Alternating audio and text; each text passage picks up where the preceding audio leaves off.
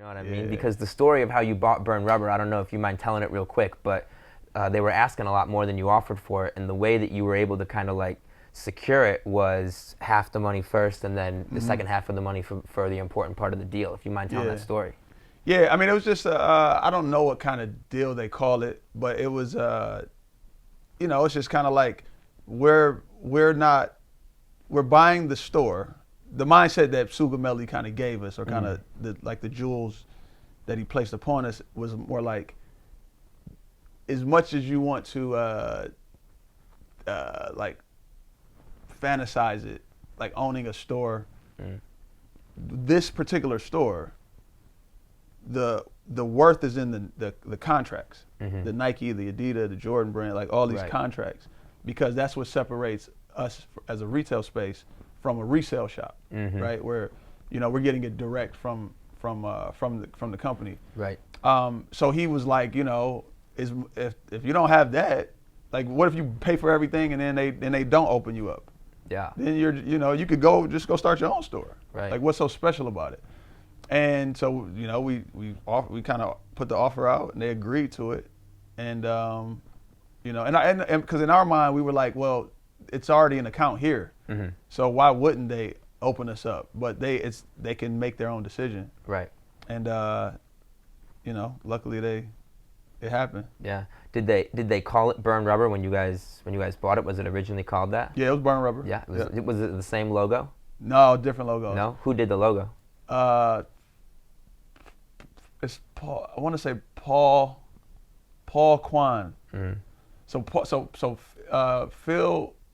Phil was an early homie of Burn Rubber. Like, he's kind of always around, but I think I'm saying this right. His brother worked at Burn Rubber, the original Burn Rubber, and he's an artist. So I think he went to CCS or something like that. Yeah. He went on to design for, you know, huge companies or whatever. Right.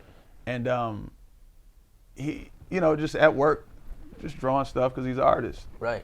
And so when we bought the store, the old logo was like Burn Rubber with the, you know, letters, and then in the middle was like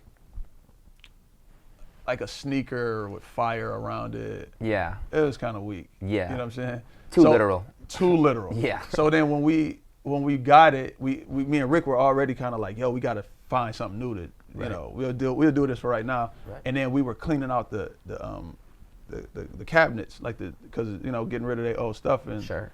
And then I don't know if it was me or him, but we opened up a folder, and it just had some drawings in it, and one of them was the chef.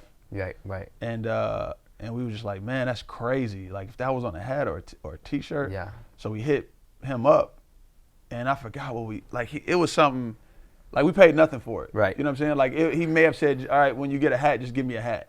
Or something. Or maybe real, like that. Or when you do a T-shirt, just give me. Yeah. And that was it. Wow. But he said you could use it, so we trademarked it. Oh, we got a guy to digitize it, and it looks a lot. It looks different than what we found in the drawer, but it derived from that. Yeah. And then we trademarked that, and like, the rest is history. Yeah, that's crazy. It's crazy to think like how much you started out with when you were first putting that all together, and what Burn Rubber in 218 and everything is worth now. Yeah. You know what I mean? It's crazy. It's really crazy to look back on that.